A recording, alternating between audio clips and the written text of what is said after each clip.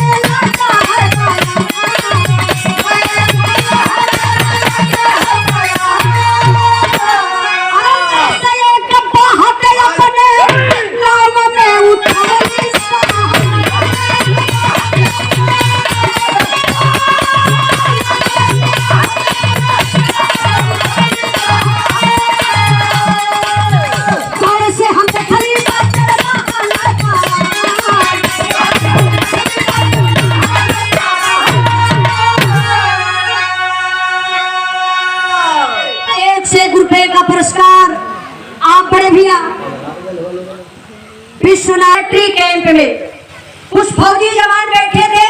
मल्ला बोला जैन सर। हाँ जैन जैन। आप कौन है? सर मैं जात का मल्ला हूँ। तो फिर इधर क्यों आए हो? फौजी जवान समझ गया ये साला जासूसी पाकिस्तानी है। इसकी शक्ल बता रहे देखो। ये हमारे हिंदुस्तान का राज ढूंढने के लिए आया है। फौजी जवान बोला जल्दी निकल जाओ। अब कुछ फौजियों से इशारा करता है इसको बंदी बना लो। तब वो मल्ला कल सरकार हम काहे बदयाल बनी हमर बतिया तो सुनवा। हम जात का मल्ला बनी हमर काम ब मछली मारब। जौन सिंधु नदी बा वही तट पर एक छोटी सा हमार झोपड़ी बा। कुछ दिन पहले का बात बा हम नदी में मछली मारत रहली। एगो लाश बह के अवत रहा। देखली तो हिंदुस्तानी वर्दी अपने नाव के बढ़ाए लली साहब और लसिया के उठाए के नाव पे रखली। लेके जब बहरे अली तो थोड़ा से ध्यान लगा दली। काली केहू का बेटा शहीद हो गया। क्यों दुल्हन विधवा बन गई। दर्द बा देखली तो कंधे में गोली लगल रहल। लेकिन साहब हल्की हल्की सांस चलत रहल। देरी ना कैली ले जाए के हॉस्पिटल में भर्ती कर दली। आराम हो गल बा साहब। अब वो जवान अपने परिवार से मिलल चाहत बा। हमरे पास इतना पैसा ना बा कि उसके जवान के परिवार से हम मिला सकी। बस मैं इसीलिए आया हूँ। सर आप चलिए ना। चलिए सर जो पैसा लगेगा लगा करके उस जवान को हॉस्पिटल से बाहर कर दीजिए। कुछ फौजी जवान हॉस्पिटल में जा करके देखते हैं अवाक हो जाते हैं। अरे ये भाई संजय किसी को विश्वास नहीं हो रहा है। सवाल कर देते हैं भाई आप संजय हैं? संजय के आंख से आंसू चलने लगा। मीडिया के लोग पहुंचे हैं। संजय अपन बीती बात बताने लगे कि मुझे याद है मैं 5 आतंकवादियों को मारा था और 2 पापी बचे थे। मुझे आकर के गोली लगी। मैं अपने आप को बहुत संभाला लेकिन शरीर का बैलेंस बिगड़ गया। मैं नदी में गिरा डूब गया। इसके बाद क्या हुआ मेरे लिए भगवान ही मल्ला हुआ। टीवी पर दिखावत बा जो शहीद हुआ था संजय वो जीवित मिला हॉस्पिटल में। पूरा हिंदुस्तान टीवी देखत बा। वह टीविया संपतवा सारा देखत रहा कि कल सैनिक सम्मान के साथ संजय को संजय के परिवार से मिलवाया जाएगा। और जब संपतवा टीवी देखलस ना तो खुशी के मारे पागल हो गए। सबसे पहले बुढ़िया के बोलौलस कलस काहे बूढ़ा देखा टीविया पे। बुढ़िया कलस का ये बूढ़ा ये उम्र में गंदा गंदा फोटो देखेला हो। तू बोला टीविया तो तू देखा फुर्सत नहीं खे हाय हाय ओए ओए ये नानी टीविया पर देखला सीनिया चल जाए चाहे आई चश्मा पोछ के बुढ़िया लगौलस कहलस बुढ़ऊ कहोई हमरे बेटा संजय मतिर तो कोनो लगत लगौले न खरा बुढ़वा कहलस ना की न तू अखियां फूट गई है केकर फुटली हो अरे संपत हो गए हाय अखिया तो फुटल बा देखाई अपन संजैया अरे घर में खुशियां करवाता वाह लगल खुशी गिनावे बाबू कलश पहली खुशी वो पपिनिया मर गई लड़तिया आ दूसरी की खुशी जो 10 लाख रुपया हमारे नाइन ट्रांसफर हो गई लोई आ तीसरी की खुशी दे बेटवा जियत मिलल चौथ की खुशी अब रुपया फिर कमाई अरे बुढ़िया पचवी खुशी न रे बियाह करब संजैया का ना निम्मन पतो है दोनों जने काम चली रे कौन काम चली अरे समझ जा नहीं हम ना समझत बनी अरे बूढ़ी बूढ़ा तेल लगाई ओ इहो जे यहाँ लगोई है कालस बुढ़वा की देख दहेज का ऐसा लेबन रे टोला मोहल्ला देखी अरे बाबू कल भयल तब ने दुआरे फौजी जवान सैनिक सम्मान के साथ आ गए जैसे आप लोग बिरहा सुने बदे बैठल है पूरे क्षेत्र का लोग उमड़ गए बा संजय के देखे बदे जो शहीद हुआ था संजय आज जीवित मिला है अपने घर आया है वो जवान कैसा होगा ए बाबू तब ले गजब हो गए लोही भिड़िया में से आवाज आई जो उन करजवा की चीरत बा इसी भाव पर रविंद्र यादव चकिया चंदौली के धरती से चलकर आप आए हैं अच्छा रविंद्र मीडिया के लोग आए हैं सवाल करते हैं अरे भाई संजय कैसा फील हो रहा अपनी फीलिंग बताइए आपका समाज मिला आपका गांव मिला परिवार मिला आप जीवित मिले अपने अंदर की कुछ तो फील बताइए लेकिन बाबू संजय क्या फीलिंग बताएगा माई लौकाता बाप लौकाता गांव पूरा लौकाता लेकिन 3 दिन का वो बेटा और वो पत्नी नहीं दिखाई दे रहे हैं संजय इधर उधर देख रहा है तब ने बुढ़िया माई आई गई आई के बनावटी रोवे लगल इहे कपार सुरावत गाल सुरावत कलर लाल हो लाल हमके दर्द होत बा हीरा जेकर ये अखिया जेके तोहर खोजत पर ललऊ ओकर अखिया तोके खोजलस ना हो हीरा अरे वो 10 लाख रुपया का पौलस दे रहिए तब बितौलस हो लाल वो 10 लाख रुपया लेके कौनों के भाग गई अब वो कहा जाने संजय की माई हमारी मंथरा करो लगा करथिन तब वही आवाज आती है जो करेजे को चीर लेती है कौन सी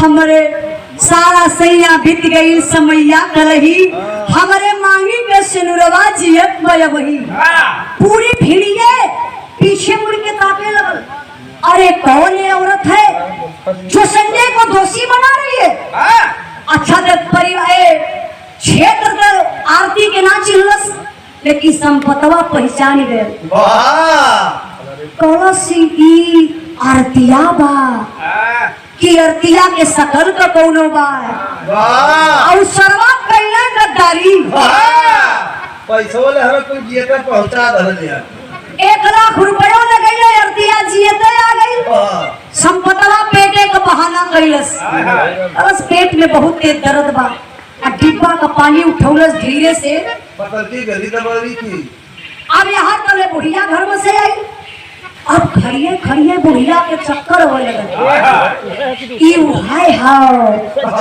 कि कोनो दूसर बा कले ना ना ई तो अर्तिये बा अच्छा ये बुढ़िया वही संजय की अखबारी में पकड़लस तो सरे लाल हो लाल। ये डाइल खड़ी है डाइल। कहाँ लाइन खड़ी हो? वो समनवा कौनी जगह? संपतला के घरे। अरे तू डाइन ना हो, तू गायिका हो। ऐसे किसी का तो डाइन खड़ी है डाइन? अरे हमार सीधा यार बोलो तो। यार कहना यार। अरे फूट जाएगा। बुढ़िया बोला सरे लाल हो लाल। ये चुड़ैल है। एकर बरवा देखा। अरे हम पागल हो जाई। हो चाहते हैं। बुढ़िया बोला से लाली फिर आ गई। आई तो हम फिर खाई हो ललऊ। अब बुढ़िया के चक्कर आए धड़ाम से गिर गई।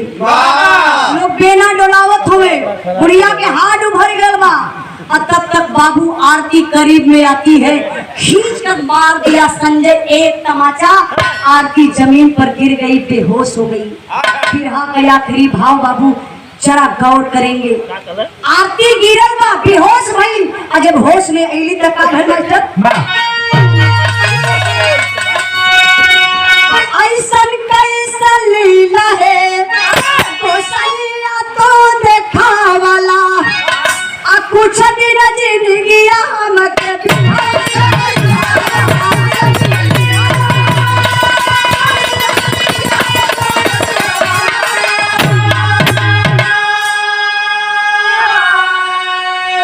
चेकर बिना मुआले पितला बनते रही। हमारे मालिक से नवाजी बताया।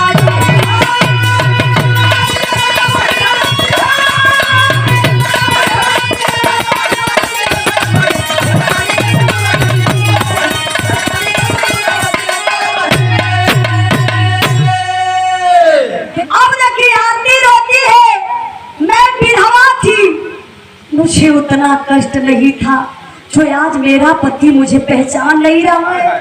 तमाचा खींच कर मारना चाहता है फौजी जवान।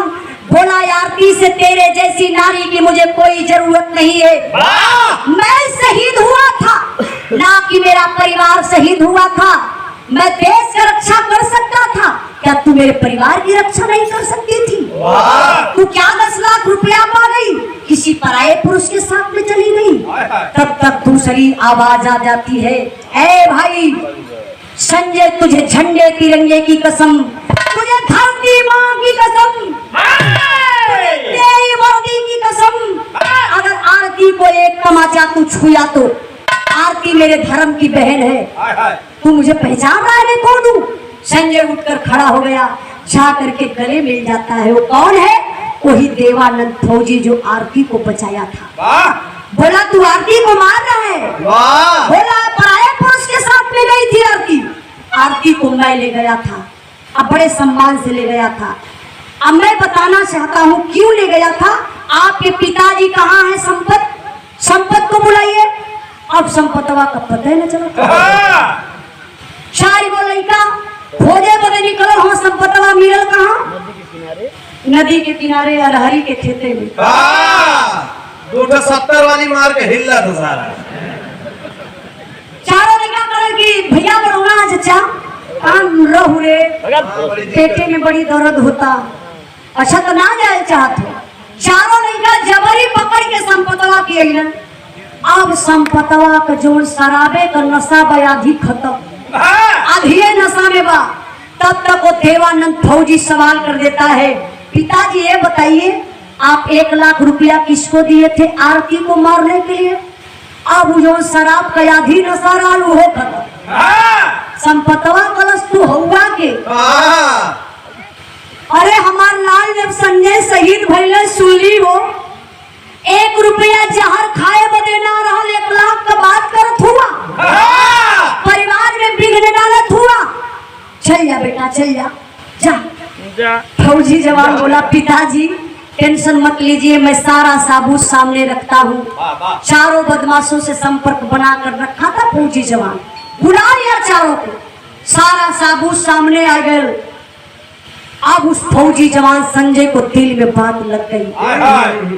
पैसे के चलते पिताजी मेरी दुनिया उजाड़ना चाहते थे, एक तरफ माई एक तरफ पिताजी बैठल हुए, पूरी पब्लिक के सामने संजय सवाल कर देता है, पिताजी सुनिए मेरी बात, आपको पैसा चाहिए ना, ये जितनी प्रॉपर्टी है सब कुछ आप ले लीजिए, मुझे 1 इंच आपका नहीं चाहिए।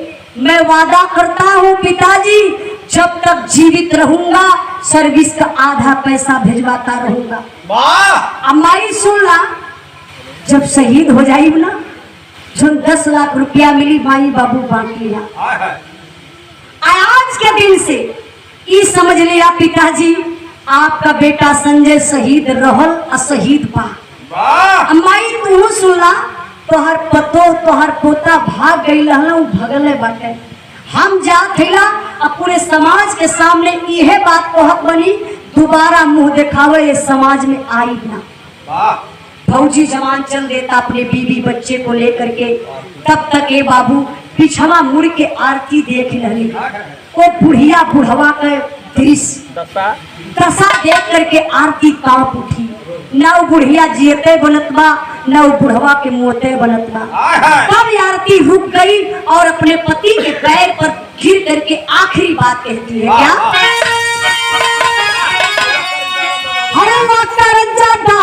अम्मा बाबू के आसान के हम के छोड़